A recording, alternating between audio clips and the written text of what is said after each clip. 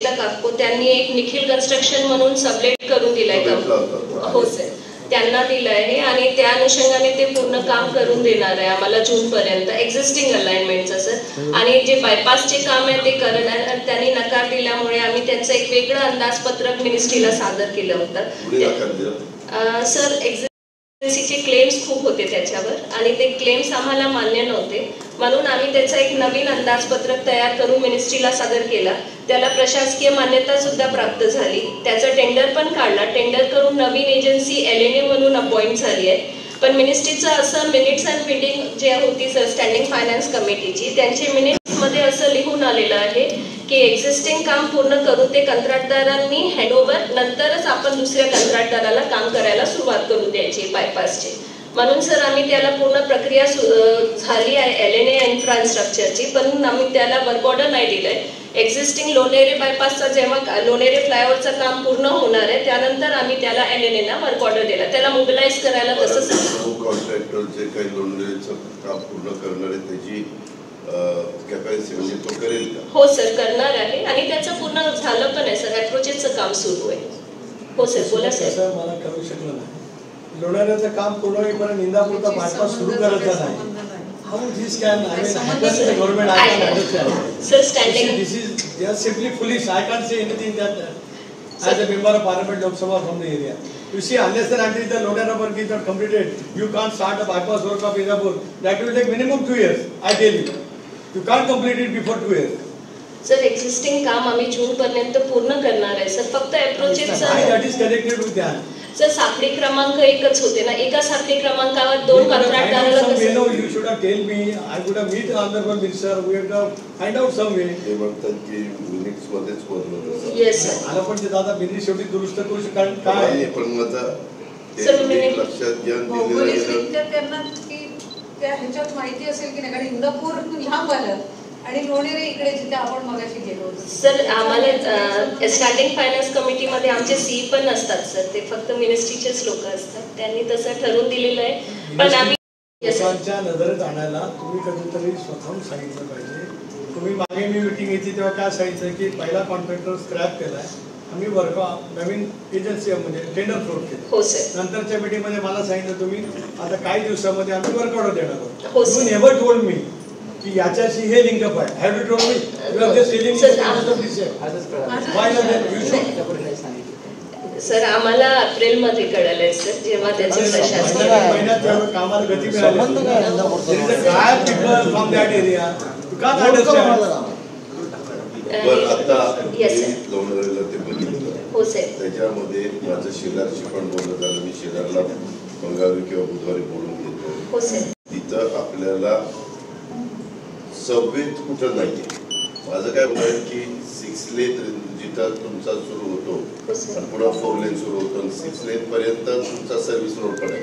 आता बघितलं मी मोजलं तर 7.5 तर इथून तो संपेल त्यावेळेस इकडच्या डाव्या बाजूच्या माणसाला इकडं उजव्या बाजूला आमचा नॅशनल हायवे पास करून यायला आपल्याला खालनं सबवे द्यावं लागेल ना सर. आउटलेट ना BOP चे सर ते देऊ ना आम्ही. BOP चे आउटलेट नाही, सबवे. ओके. Yes sir. मला मी इकडनं त्या बाजूला आहे. Yes sir. मला आता तिकडून सर्व्हिस रोडला इकडच्या यायचंय. Yes sir. पण इकडं येताना मी नॅशनल हायवे क्रॉस करून येऊ शकत नाही कारण गाडीला गाडी असते. Yes sir. तो तिथं जो सुरू होतो सर्व्हिस रोड तिथं एंड होताना इकडचाही सर्व्हिस रोड सुरू होताना तिथून तो आम्ही सर प्रस्तावित करू तसं आणि बऱ्याचशा ठिकाणी पाहिजे. म्हणजे मी आता लोणाऱ्याचं बघितलं परंतु हे म्हणतात ते माणगावला पण नाही, इंदापूरला पण नाही, कुठंच नाही. सर साहेबांनी काही लोकेशन आम्हाला पत्रात लिहून दिले ते आम्ही अॅन्युअल प्लॅनमध्ये टाकायला प्रस्ताव दिलेला आहे. एस्टिमेट पण तयार केलेले आहे. आता अजून जे लोकेशन आहे ते आयडेंटिफाय करून सबवे किती रुंदीचा करणार सर. सबवे आमचे जे स्टँडर्ड आहेत त्यांचे 7.5 मीटरच्या वरती असणार सर. कॅरेज वेवरचा टॉप वेट 2 लेन 5.5च्या वरती. वरचा तर तुमचा हे आहे तो तसाच ठेवायला. हो सर. आपल्याला खालूनच करावं लागेल. Yes sir. आणि आता इथं पाऊस खूप असतो तिथं पाणी साठल्यावर ते पाणी कसं बाहेर निघतं. दोन्ही बाजूला ड्रेन्स आहे दिलेले 1-1 मीटरचे मोठे ड्रेन दिलेले आहेत सर. आहे दादा मी विचारलं भटकर हा म्हणा आपण काय बघितलं खामला जो आपण अंडरपास केला आहे किती उंचीचा केलाय, जाईल का सर? नाही जाऊ शकेल. अरे मग असा तुम्ही जुना आहे म्हणून शक्यतो मला होत म्हणायला लागलं. जुनं आहे तिथं तर पाणी साचतं. असा जो दादाने प्रश्न विचारला, पाणी त्या खामच्या अंडरपास मध्ये किमान गुडघाभर पाणी थांबतं. एक अर्धा इंच एक तासभर पाऊस पडला तर लगेच तिथे पाणी थांबतं. आता हे सगळी आपण चर्चा करून झाली आहे. काय मी कशा काय म्हणू शकतो, राज्याचा फायनान्स मिनिस्टर म्हणून नॅशनल हायवेनी आमच्या गोव्यापासून मुंबईपर्यंत लोकांची सोय केली, ही गोष्ट बरोबर आहे. परंतु तिथं सबवेला ती गावं आमच्या राज्याशी संबंधित आहे. त्याच्यावर त्या गावांना सुविधा देण्याचं काम आमचं आहे. मी ते करणार. मला गडकरींनी पैसे दिले तर ठीक, नाही तर मी तेवढे सबवे जे काय 8-10 असतील ते मी सरळ माझ्या बजेटमध्ये टाकणार, करून घेणार. पण त्याच्यामध्ये आता खासदारांनी जो मुद्दा उपस्थित केला की त्याची उंची, कारण उद्याच्याला काही आमच्या लोणेरेच्या ग्रामस्थांनी मोठा ट्रक घेतलेला आहे आणि त्याला तो ट्रक तिकडून इकडं पास करून इकडं आणायचा आहे, तो कुठं आणणार? तिकडे तर लोणेरे जे आहे जे हाईट आहे ते व्यवस्थित ठेवणार आहे सर. ट्रेलर एकोमोडेट होईल, खालून पास होईल असं बघूनच करणार आहे. आता तुमचा रस्ता झाला, हो सर, रस्ता झाला तर आपल्याला रस्ता चालू असताना आम्ही रेल्वेला जसं करतो ते खालून पुश करून हे करतो, म्हणजे रेल्वे बंद होऊन देत नाही, तशा पद्धतीनं म्हणजे वर्धा रुळावरून रेल्वे जातच असते आणि खालून ते आम्ही तो चौकोनी बॉक्स करतो सर. अंडरपास तसंच करणार आहे सर. स्टँडर्डच आहे त्याचा आणि त्याच्यामध्ये पूर्ण ट्रॅफिक पण जाणार आहे, ट्रेलर आणि ट्रक. बाकीच्या ठिकाणी गोष्ट वेगळी आहे. इथं हजाराच्या पुढं पाऊस पडतो, म्हणजे 3000 मिलीमीटर. 3000 मिलीमीटर म्हणजे कुठे गेले ते? त्याच्यासाठी ड्रेन्स पण 4-120 125 इंचाच्या पुढे पाऊस पडतो. मग तो सतत पाऊस पडला तर त्या लोकांना तर आहे त्या ठिकाणी पाणी असतं तर इथं तर कायमच पाणी राहणार. म्हणून ते पाणी काढण्याच्या बद्दलचं जे काही ड्रेनेज असतं ते तेवढं खोल आणि ते पुढं नदीला किंवा काही ओढ्याला नाल्याला मिळायला पाहिजे तर ते जाईल. सर ते केलेलं आहे सर. आम्ही ड्रेनेज खूप मोठे घेतले, 1.5 मीटरचे घेतल्या दोन्ही बाजूला आणि ते कमी पडले तर त्याला आम्ही बुद्धी वाढवून पण देणार, काही अडचण नाही. त्याच्या डेव्हलपमेंट इंदापूरचं काम तेवढ्या कामाशी लिंक करतात.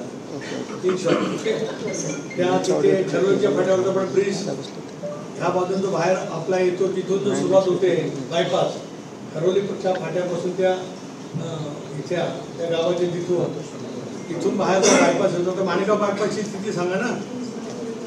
माणगाव बायपासची स्थिती सांगा ना सर. इंदापूर आणि माणगाव बायपासचा एकच टेंडर आहे ना सर, दोन्ही बायपासचा. माणगाव बायपास आणि इंदापूर बायपास सोबतच एकच टेंडर काढलाय. दोनांचं कालावधी 12 महिन्याचा ठेवलाय सर. ते कधी सुरू करू शकणार सर? LNEचे पण माणस आले आहेत आणि ते मोबिलाइज करायला सुरुवात केली. यांचं जसंच काम सुरू संपेल तेव्हाच ते मोबिलाइज पण करून ठेवतील. LNE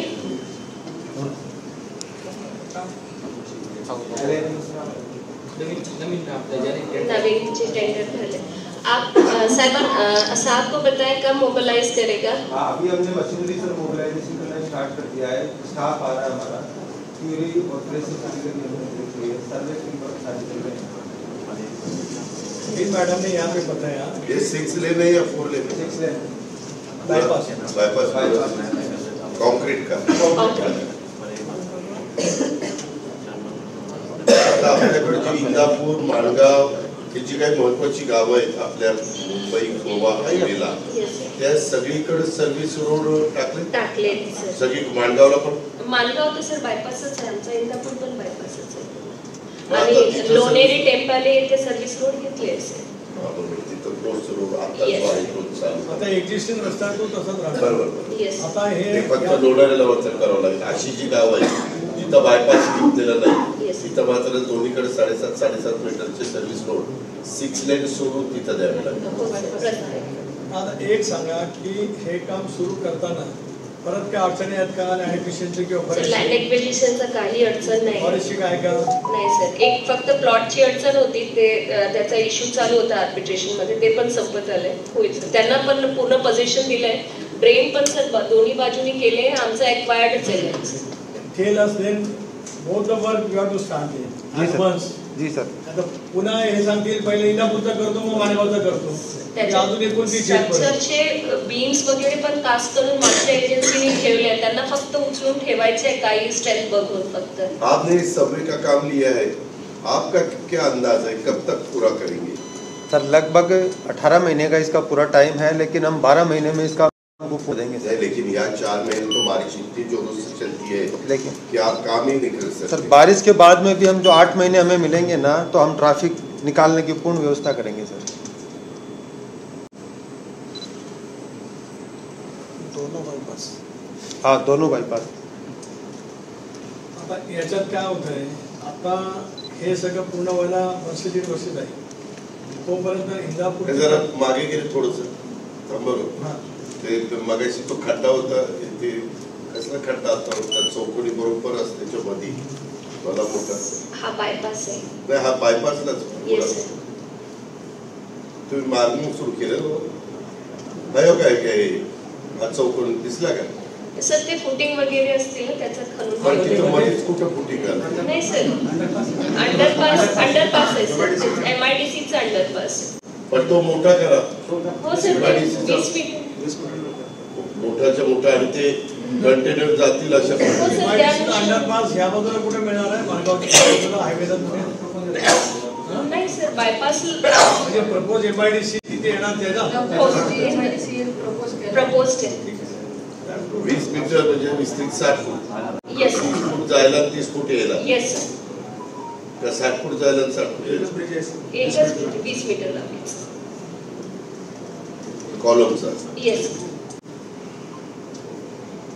आता तिथं उतार तेवढं तुम्हाला मिळालं नॅचरल. सर आता घालगरच्या तिथे सुद्धा तुमचं काम सुरू असल्यामुळे तिथूनच ट्रॅफिक सुरू होतं. घालगर ब्रिजच्या तिथे ते तर कधी काढणार तुम्ही? सर ढालगर ब्रिजचे पण आम्ही आता खरं तिथंच निघणार होतो. आता आम्ही मुंबईला येताना ढालगर फाट्यावरती गांगोली मार्गे येणार होतो. You understand where from we are coming, not by the National Way.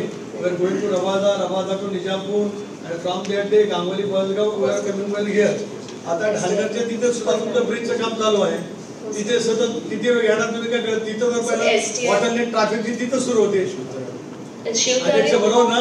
केकडे बरोबर मॅडम. सर वायरिंग करणं गरजेचं आहे प्रोसेक्ट करण्यासाठी. त्या टी पॉईंटला वायरिंग केलं तर ब्रिजचं सर आमचे गर्डर पूर्ण कास झाले, बाजूलाच ठेवलेले आहे. ते पावसाळ्यात सुद्धा काम करणार आहेत. शिवतारे साहेबांना सांगा की समोर येऊ. आता मला तुम्ही रेल्वे रुळाचे क्रॉसिंग दाखवलं, तिथे कॉलम तुमची उभे, इकडचे इकडे उभे, इकडचे उभे, परंतु तो मध्ये मी बीम घालणार आहे की ह्या कॉलम पासून त्या कॉलम पर्यंतची लांबी बरीच वाटली. ते ऑब्लिगेटरीज झालं सर त्यांचं 50 मीटर. पण 50 मीटरचा राहू दे, स्टीलचं आहे. 150 फूट आहे मोठं. सांगा ना. 30 जूनपर्यंत गड इरेक्शन करणार आहे तिथे. साधारणतः साधारण 28 मे पर्यंत गड इरेक्शन करून टाकून 15 जूनपर्यंत कंप्लीट करतो तो ब्रिज. आणि काळला तर ऑलरेडी गड इरेक्शन केलेले आहेत. त्याचे स्लॅब बांधायला घेतले, म्हणजे 117 चालू केलं. होय होय, कळंबच्या तिथलं. आणि काळचे ऑलरेडी गड इरेक्शन केले, काळचे गड ऑलरेडी इरेक्शन केलेले आहेत. त्याचे स्लॅब सुद्धा बांधायला घेतले. आता हे माणगाव शहरात ट्रॅफिक कशी काय कमी करणार तुम्ही सांगायचं? आता काय माणगावची इंदापूरची इंदापूरचं आपण त्या दिवशी पाठवलं ना त्यांनी, तो हे कळमच्या इथलं तोच कळमचे त्यांनी सांगतात. होय होय, कळमचे नाही, मी डायव्हर्जनचं सांगते. इंदापूरचा जो कॅनल रोड आहे ना, कॅनल रोडनं एक छोटा रोड जातो, तो समोर रुद्रवलीपर्यंत निघतो. तर तिथनं आपल्याला डायव्हर्ट करता येईल ट्रॅफिक. तर ते छोट्या गाड्या जरी आपण डायव्हर्ट केल्या ना तरी 40-50% रिलीफ मिळेल त्यांना. हा, कशा पेशंट बसून ते आता PWD दादानीच खायचं सांगून फंड उपयोग जर केले तर होईल. तोच परिस्थिती माणगावमध्ये आहे, म्हणून तर आपण विषय हा साहेब आम्ही त्या दिवशी मार्ग म्हणजे हे केला की त्याच्यामुळे इंदापूरचा 50 दिलेच मिळू शकतो.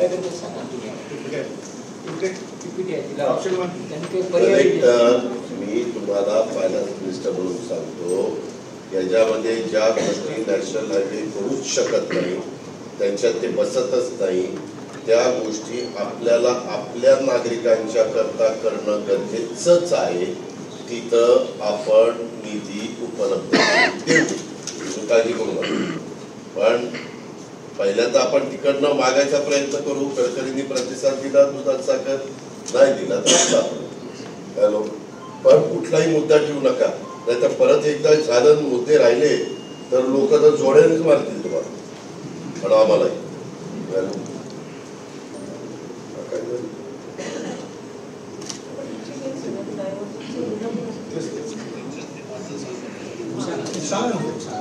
लक्षात आलं माझ्या दोन मोठ्याच्या सोयवाडीवर पलीकडच्या बाजूला MRF टायरचं आहे.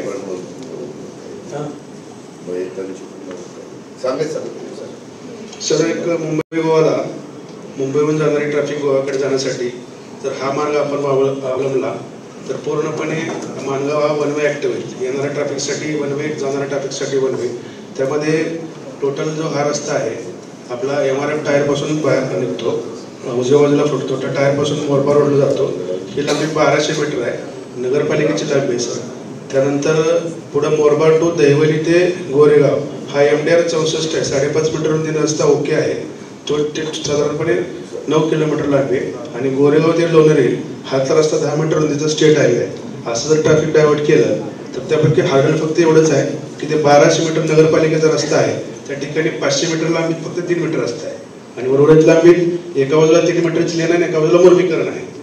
मग तो 1200 मीटर जर पटकन केला गेला तर आपल्याला बऱ्यापैकी रिलीफ मिळू शकेल. तिथे लँड ॲक्विजिशनचं काय ते नगरपालिकेच्या आधीचा विषय होता ना. तो पहिला रस्ता नगरपंचायतीमध्ये आपण पहिला मी केल्यानंतर तुम्ही आता रुंदीकरणात टाकला, तोच रस्ता म्हणतात ना ते. तेच म्हणतात तो प्रश्न लँड ॲक्विजिशनचा नाहीये, मग ऑलरेडी कालवेने एक्वायर केलेली जागा आहे, तो प्रश्न नाहीये. आमच्या जलसंपदा विभागाच्या मालकीची जागा ती आम्हाला महसूलला हँडओव्हर करावं लागेल. मग महसूल 15 मीटर जागा आहे ती एक्वायर केली. आणि दुसरा एक मुद्दा आहे दादा सांगू का, ते भाजपचा मुद्दा झाला तर दुसऱ्या पहिला तो उद्या मग सांगतो तो आणून फार मस्कड पूल इकडा होऊ दे.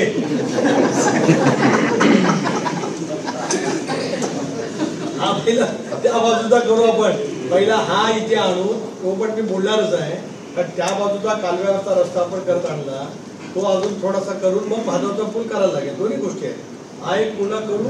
आता जे सांगितलं तिथं काही इरिगेशनची जागा असेल, पहिलं इरिगेशनचं पुढे काय माझं इथं सांगते पवारला फोन करतो, त्याला विचारा.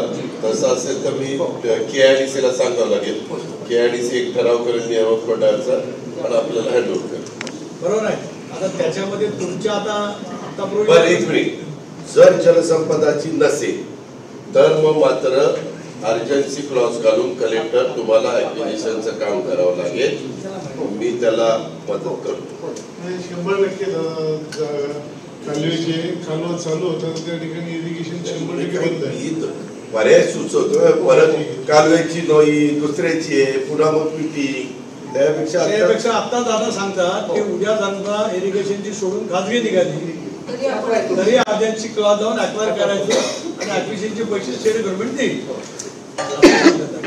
असेल. कॅनॉलची तर उद्या सांगतात कॅनॉलने द्यावी. मग एवढंच आहे, बायपासची जे काम आता नंतर करणार ते होत आहेत ना, ती पूर्ण पहिली पूर्ण ती करावी, नंतर दुसरी कामं चालू करावी. असं काही क्लॉज घालावं. बायपास पहिला पूर्ण करावा असं त्यांचं. बायपास म्हणजे बायपासची जी कामं उशिरा आता बोलले की ही काम पूर्ण झाल्यानंतर त्याच्यावर ऑर्डर देणार.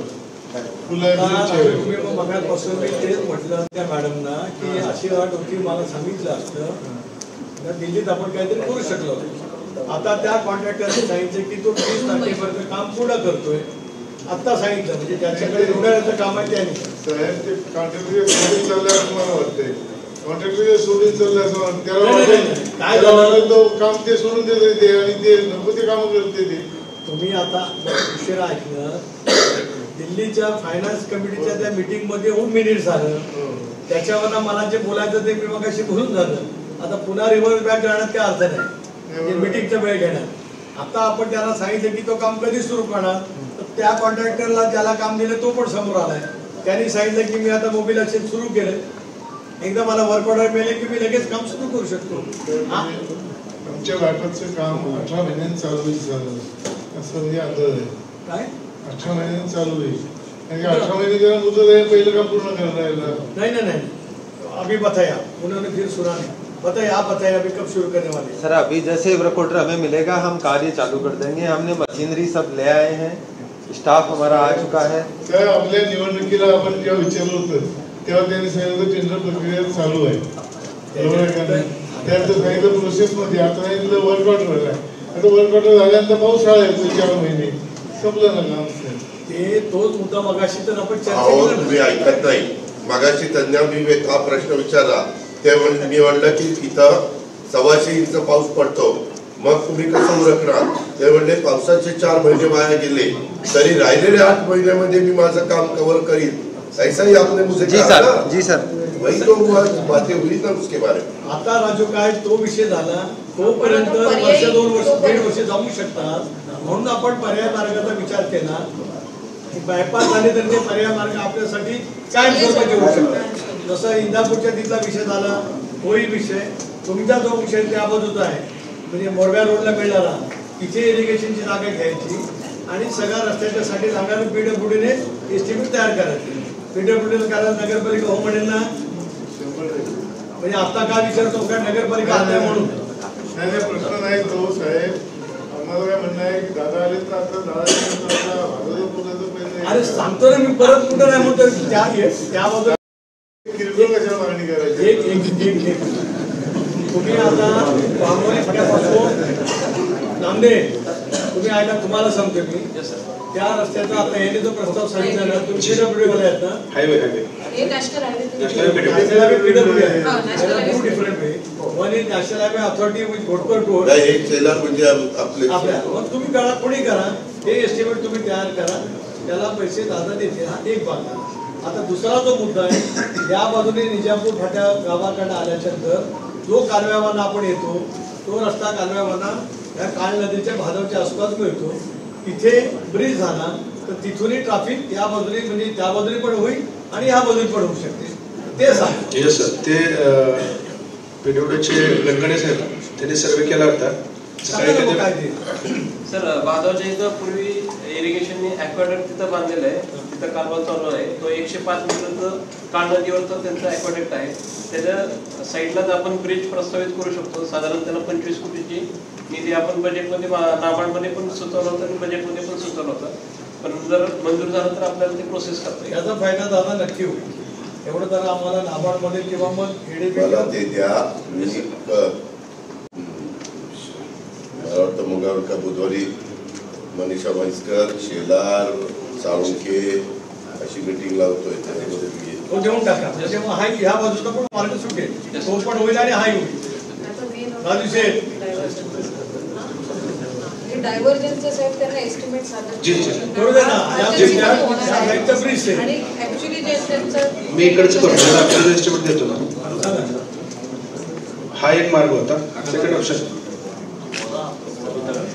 दुसरं सर, आपल्या घरापासून येणारा रस्ता, कोलाडपासून जर हेवी ट्रॅफिक बाहेर काढली, कोलाड, सुतारवाडी, वहूर, बाहेर निजामपूर, पाचाड, डायरेक्ट माड, रायगड किल्ल्यावर माड, तो एक मार्ग आहे असा. तो आहे आताही.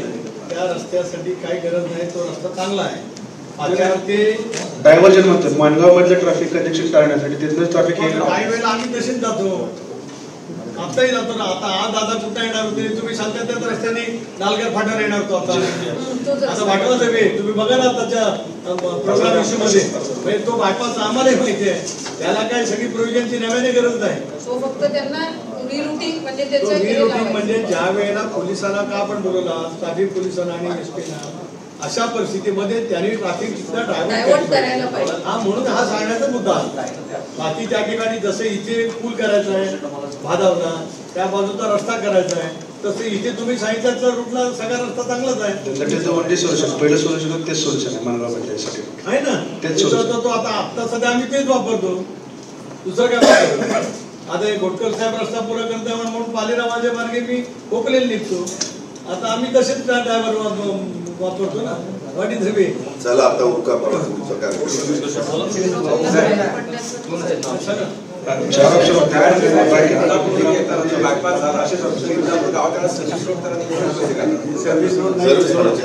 बायपास झाल्यावर सर्व्हिस बायपास झाल्यावर आहे तोच रस्ता तुमचा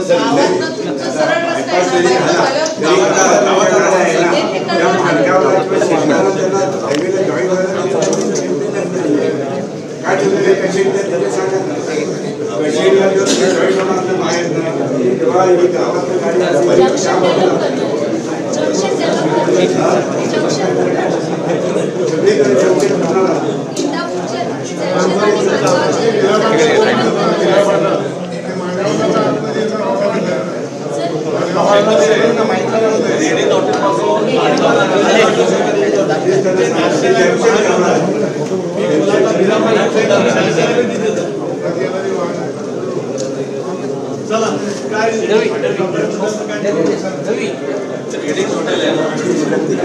ट्रॅफिकचं कसं कंट्रोल करणार.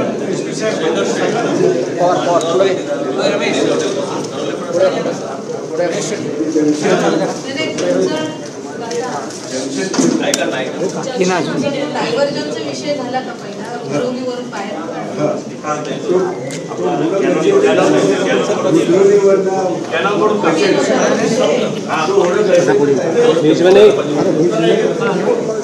शहरात जे ट्रॅफिक जाम होते त्याला प्लास्टिकचे हे तर काय बॅरिकेड आणलेत ना. बॅरिकेड सांगितलं होतं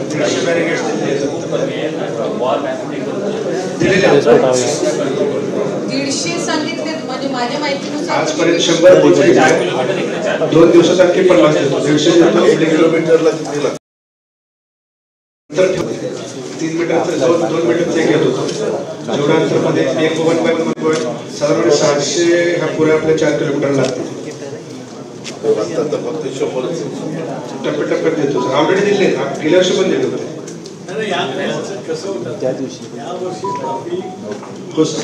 शुक्रवार शनिवार रविवार म्हणजे आम्ही शिव्या साहेब ऐकणे याच्यापेक्षा काही नव्हतं. आज मी का सांगतो पत्रकारांना, दादाने या रस्त्याने का आणले, दादा येणार म्हणून ट्रॅफिक जाम केले, म्हणजे पोलिसांनी त्यांना ठेवला असता मोठा, म्हणजे सगळं आणखी ट्रॅफिक जाम झाले. म्हणून आम्ही वरचा कमी यायचं ठरवलं. अदरवाईज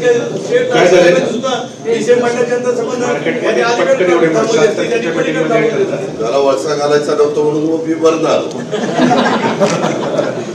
रिक्वायरमेंट्स आहे ना लेडीज हॉटेल पासून त्या धालगरच्या फाट्यापर्यंत म्हणजे 4 किलोमीटर तिकडे 4 किलोमीटर इकडे. त्याच्यात जर का प्लास्टिक बॅरियर्स असतील ना सर तर आधीमधून जी ट्रॅफिक येते म्हणजे एक साईडने काय होतो 4 लाईन्स एका साईडने येतात आणि एका साईडने बाईक जायला पण जागा नसते. अशा वेळेला पूर्ण जाम होतो आणि मार्ग पूर्ण त्या ब्लॉक होतात. अशा केसेस ॲम्ब्युलन्स पण जातात. Yes sir. मी आपले बोर्डे साहेब आहेत PI ट्रॅफिकचे, त्यांच्याशी पूर्ण चर्चा केली. आज सकाळी आम्ही संयुक्त पाहणी केली. त्यांना मी प्लास्टिकचे म्हणजे वजनाला हलके आहेत पण त्यात पाणी भरावं. दुसरीकडे आता भीती अशी आहे पूर्ण जर आपण बॅरिकेड केलं आणि एखादी ॲम्ब्युलन्स जर अडकली म्हणून आम्ही ते अंतरावर ठेवण्याचं नियोजन केलं. आम्ही स्थानिक लोक पण सांगू आम्हाला कुठे कुठे करू शकतो सर. आमच्या रोजच प्रांतांबरोबर आणि पोलीस लोकांबरोबर आमचं नेहमीच डिस्कशन होतं.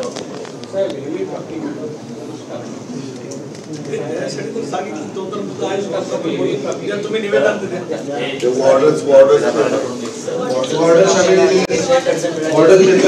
आपल्याकडे मॉडेल्स पण असतात 10 मॉडेल्स.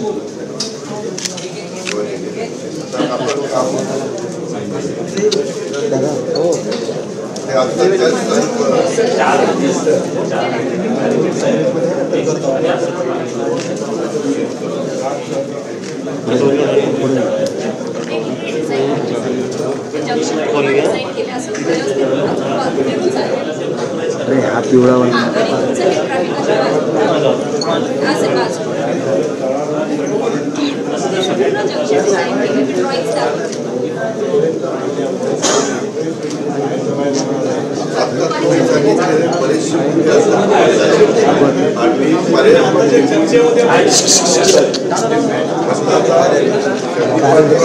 समोर बघायचं की हो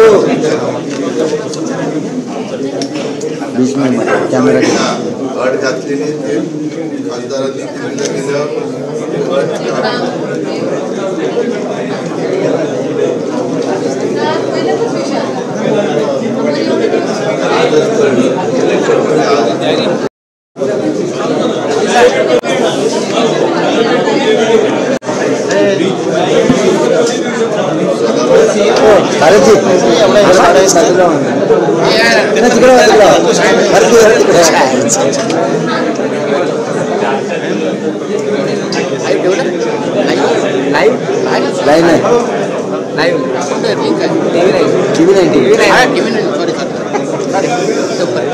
आपण भेटले ना हॉटेलवर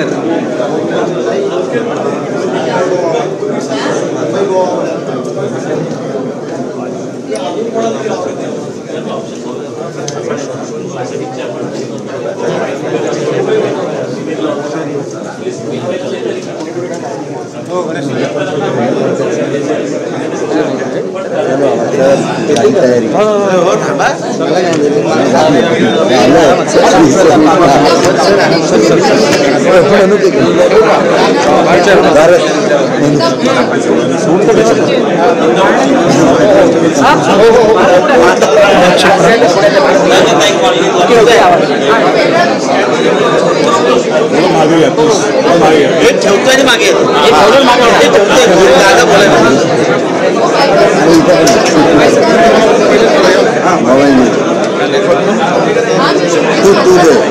सचिन सचिन सचिन लाव तुला काय लावायचं लाव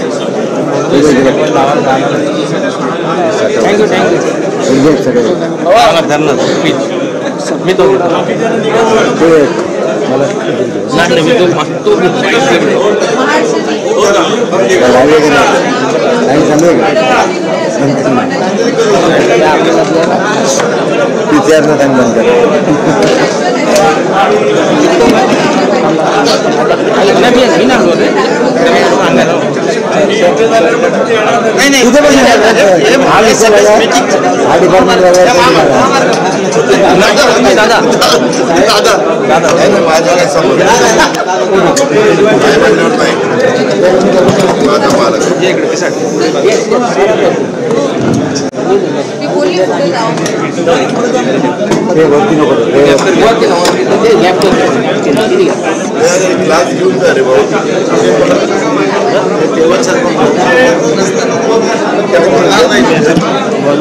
लाईट लावलं मध्ये कुणाचं कोणाला द्यावायचं आणखीन कोणाचं राहिलं सर मागे तर काय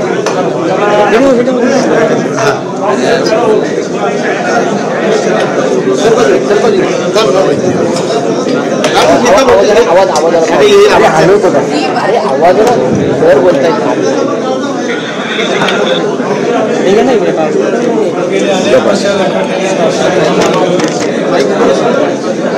सर मागे आला सर मागे आवाज रेकॉर्ड होईल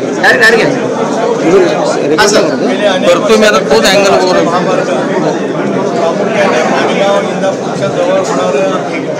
प्रचंड प्रमाणात या संदर्भामध्ये कालच स्वतः खासदार म्हणून राज्याचे कर्तव्यदक्ष उपमुख्यमंत्री आमदार अजितदादा पवार यांना विनंती केली.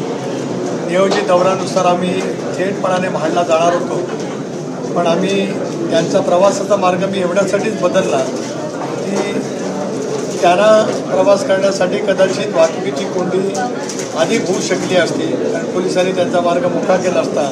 पण त्यांना त्रास झाला तरी चालेल, पण नागरिकांना त्रास होऊ नये प्रवाशांना, याच्यासाठी आम्ही तो तसा दौरा केला होता. आज दादांच्या समोर उपस्थित होत असताना लोणेराच्या ठिकाणी चाललेला फ्लायओव्हर, जिथे पाणी काढणार होतो तिथला ढालघरचा तिथला ब्रिज, त्याचबरोबर ती माणगावचा बायपास आणि इंदापूरचा बायपास याची त्या ठिकाणी सखोलपणाने चर्चा केली. इंदापूरपासून ते कासूपर्यंतच्या टप्प्यामध्ये प्रामुख्याने तळवली, आंबेवाडी नाका म्हणजे कोलाड, पुईचा तिथला पूल आणि नागोटाचा तिथला टप्पा हा एक महत्त्वाच्या विषयावरती सुद्धा या ठिकाणी माहिती घेतली. आणि कासूपासून पुढे आमटेमच्या ठिकाणी आणि आमटेमपासून गडपच्या ठिकाणी इथल्याही पुलाच्या बाबतीमध्ये या ठिकाणी दादाने एकंदरीत आढावा घेतला. यामध्ये लक्षात असं आलं की प्रामुख्याने इंदापूर आणि माणगाव या दोन्ही ठिकाणची वाहतुकीची कोंडी कमी करायची असेल तर बायपासचं काम पूर्ण व्हायला 18 महिने जाऊ शकतात. म्हणून दादानी या ठिकाणी आमच्यासाठी मदतीचा हात पुढे केला. म्हणजे राज्य सरकारकडून विशेष तरतूद करत इंदापूरच्या ठिकाणी सुद्धा जो आपल्याला पर्याय मार्ग करता येऊ शकेल त्याचे पण अंदाजपत्रक तयार करण्याचे त्याने आदेश दिलेत. आणि माणगावला सुद्धा 2 पद्धतीचा मार्ग, पर्याय मार्ग, माणगाव शहराच्या उजव्या बाजूला आणि डाव्या बाजूला एक भादावच्या ठिकाणचा पूल असेल, अशा दोन्ही बाबतीमध्ये अंदाजपत्रक तयार करून मंगळवारीच एक उच्चस्तरीय बैठक त्या ठिकाणी अर्थमंत्री म्हणून दादांनी बोलवलेली आहे. आणि या सगळ्या कामासाठी लागणारा मंगळवारी किंवा बुधवारी या कामासाठी लागणारा सगळा निधी पुरवणी मागण्यामध्ये उपलब्ध करून वाहतुकीची कोंडी तात्काळ सोडण्याच्या दृष्टीकोनातून आज त्यांच्याकडनं सहकार्य मिळत आहे. त्यांच्या येण्याने आज आम्हाला तर दिलासा मिळालाच, परंतु वर्षानुवर्ष प्रवाशांची जी काही परवड होत होती आणि विशेष करून कोकणातला चाकरमानी आता परतीच्या प्रवासाला मुंबईला निघालेला आहे, याची अडचण, पुन्हा तो गणपतीला येत असतो, या सगळ्यावरती मात करण्याच्या दृष्टीकोनातून आजची त्यांची भेट आणि त्यांनी पाहिलेलं प्रत्यक्षात प्रेझेंटेशन, अधिकारी वर्गाच्याकडून घेतलेली माहिती आणि त्याचा पुढचा पाठपुरावा करण्यासाठी मंगळवार किंवा बुधवार लावलेली बैठक याच्यातून निश्चितपणाने मार्ग त्या ठिकाणी निघेल. माणगाव शहरातली वाहतुकीची कोंडी कमी करण्यासाठी, त्याला थोडी दिशा देण्यासाठी जे व्यापारी असोसिएशननी मागणी केली त्या पद्धतीने तिथे सुद्धा पुरवणी करण्याच्या दृष्टीकोनातून प्रयत्न निश्चितपणाने त्या ठिकाणी होतील. म्हणून खासदार म्हणून मी दादांचे आभार मानतो. हेच आजच्या भेटीमागचा या ठिकाणी प्रयोजन. फायनली हा महामार्ग कधीपर्यंत पूर्ण होऊ शकतो? फायनली काय सांगा डेडलाईन? हेडलाईन म्हणजे महामार्गाचा बहुतांशी टप्पा हा झाला आहे. राहिलेला टप्पा म्हणजे ज्या ठिकाणी पुलाची कामं आहे ती कामं 30 जूनपर्यंत काही पुलाची कामं पूर्ण करण्याचं इथं अधिकारी वर्गाने दादांच्या समोर सांगितलं आहे. आणि ह्या अधिकाऱ्यांना नक्की माहिती आहे की ज्यावेळेला दादांच्या समोर बोलत असताना जे काम पूर्ण होईल त्याचा योग्य तो आदर राखीत ते पूर्ण करण्याची जबाबदारी ते घेतील. राहिला मुद्दा इंदापूर बायपास आणि माणगाव बायपास, त्याला मुदतच दिलेल्या 1.5 वर्षाची, त्यामुळे आपण 1.5 वर्षाच्या कालावधीमध्ये त्या बायपास पुरता धरू शकतो. पण बायपास खेरीज उरलेला रस्ता हा या डिसेंबर अखेर पूर्ण होईल. लोणेरच्या कामामुळे माणगाव आणि इंदापूरचं काम आहे ते रखडलंय. अधिकारी आपल्याला अंधारात ठेवतात वाटत नाही लोकप्रतिनिधी. एक असं आहे की त्यांनी यापूर्वी सांगितलं असतं तर कदाचित जिथे इतिवृत्त झाली फायनान्स कमिटीच्या समोर तिथे जाऊन मी बाजू मांडू शकलो असतो. पण आजच त्यांनी ही माहिती दिली, बाब दुर्दैवी आहे. यापुढे अधिकारी वर्गांना मी दादांच्या उपस्थितीमध्ये विनंती करीन, सूचना करीन की त्यांनी योग्य वेळी अडचणी सांगितल्या तर आम्हाला त्याच्यावरती योग्य ते मार्ग त्या ठिकाणी काढता येऊ शकतो. साहेब, आजही आता जे काही खासदार सुनील तटकरे साहेबांनी सांगितलं तिथं आमच्या रायगड जिल्ह्याचे जिल्हाधिकारी यांनी मला आणि अदितीला हे लक्षात आणून दिलं की आजच ह्यांच्या सगळ्यांच्या लक्षात ज्यावेळेस आता वर्क ऑर्डर देण्याचा प्रसंग आला त्यावेळेस हे काम झाल्याशिवाय वर्क ऑर्डर देऊ नका असं मिनिट्समध्ये नोंद केली गेली. ते आजच्या दिवशीच अधिकाऱ्यांना कळलं आणि नेमकं ते आपल्यात म्हणतात ना मराठीत, कावळा उठायला आणि फांदी तुटायला गाठ पडावी, तशा पद्धतीनं आज मी मीटिंग घेतली. मला खासदारांनी बोलवलं, ते नेमकं मीटिंगला कळाल्यानंतर आता ते दिल्लीला जाऊन तिथंही त्यांच्या परीनं पाठपुरावा करतील. आणि आम्ही पण गडकरी साहेबांशी बोलू की बाबा अशा जर अटी घातल्या तर आणखीन विलंब होईल, कारण तो कॉन्ट्रॅक्टर पण इथं आलेला होता, अजूनही तुमच्या मागं उभा आहे. त्यांनी सांगितलं की मी सगळ्या काही गोष्टी जुळवाजुळव करावी लागते, ज्या मशिनरी वगैरेची ती त्यांनी करायला सुरुवात केली. मी त्याला हेही म्हणलं की बाबा आमच्याकडे 4 महिने भरपूर पाऊस पडतो, जवळपास 125 इंचापेक्षा जास्त पाऊस पडतो, तुला काम करता येणार नाही, तो म्हणला माझी अशी परिस्थिती आहे की मी 8 महिन्यामध्ये पण बरंच काम कव्हर करीन आणि मला 1.5 वर्षाची ते मुदत मिळालेली आहे. आज येताना मी थोडा साशंक होतो हवामानामुळं की मी आज नाशिक जिल्ह्याच्या दौऱ्यावर होतो, पण दुपारी मी बाहेरून निघालो असतो तर मला बराच विलंब लागला असता, पण मी हेलिकॉप्टरनी निघालो आणि अतिशय सुस्थितीत तुमच्यापर्यंत पोहोचलो आम्ही सगळेजण. त्यामुळं या सगळ्या गोष्टी वरनं पण मला पाहता आल्या. वरनं मला इंदापूरची आणि माणगावची ट्रॅफिक कशी जाम आहे, कसं ते दिसतंय हे पण त्यांनी खासदारांनी मला वरनं दाखवलं. आणि त्याच्यामुळं आता इथं काही बाबतीत आमचे SP पण बसलेत, कलेक्टर पण बसलेत, CO पण आल्यात, सगळेच इथं आहेत, आदिती पण आहे. आणि आम्ही ठरवलेलं आहे की आमची राज्य सरकारची जबाबदारी एकतर 2009-10ला सुरू झालेला हा प्रकल्प 14-15 वर्ष झाली. अनेक मान्यवर येतात, अनेक जण सांगतात, अनेकदा आम्हालाही वाटत असतं की आमचा महत्त्वाचा गणेशोत्सवाचा कार्यक्रम, गणेशोत्सव हा आमच्या कोकणवासियांचा फार महत्त्वाचा असतो. त्यावेळेस जे काही मुंबईवरून ये जा लोकांची होते त्यांची गैरसोय होऊ नये वगैरे. पण ह्याही गणेशोत्सवाला काही प्रमाणामध्ये त्यांना रिलीफ मिळेल, परंतु संपूर्ण प्रमाणात मिळण्याच्या करता थोड्याशा अडचणी आहेत. मग त्यावेळेस आम्ही जास्त पोलीस किंवा वॉर्डर्स लावून काही ते प्लास्टिकचे हे असतात, बॅरिकेड्स असतात, ते पण आता मिळालेत, परंतु अजून त्याची गरज आहे. असं व्यापारी बंधूंनी आता एक आम्हाला डेलिगेशन आलं, मला वाटतं माणगावचं, तर त्यांनी पण काही निवेदन दिलंय. इतर पण वेगवेगळ्या लोकप्रतिनिधींनी त्याबद्दलच्या काही अडीअडचणी मांडल्या. मी हे मनामध्ये घेऊन आलेलो होतं की उद्याच्याला सगळंच केंद्रावर ढकलायचं नाही. जे केंद्राच्या हातातलं असेल ते केंद्र सरकार करेल, नॅशनल हायवे विभाग करेल, आणि जे आमच्या राज्याशी संबंधित असेल, कारण जो गोवा टू मुंबई किंवा मुंबई टू गोवा हा रस्ता करण्याचं काम त्यांचं आहे, परंतु तिथं असणाऱ्या गावांच्या मध्ये सर्व्हिस रोड किंवा आणखीन काही नवीन इंडस्ट्री डेव्हलप होते, त्या इंडस्ट्रीमधनं येणारे रस्ते आणि त्या ज्यावेळेस हायवेला जोडत असतील त्यावेळेस तिथं होणारी गर्दी, ह्या सगळ्या बाबीचा ओहापोह आत्ता झाला. आज अधिकारी पण बरेच होते, परंतु काही अधिकारी मुंबईत आहे, म्हणून मी म्हणलं मंगळवारी आमची प्री कॅबिनेट असते त्या दिवशी मला वेळ कमी मिळेल, पण बुधवारी मला वेळ मिळेल. तर बुधवारी मी PWDचे SCS आणि PWDचे सेक्रेटरी आणि आमचे नॅशनल हायवेचे शेलार आणि संबंधित लोक आणि आदिती वगैरे आम्ही बसू. जर तटकरे साहेबांना वेळच म्हणजे ते अवेलेबल असतील तर त्यांनाही निमंत्रित करू.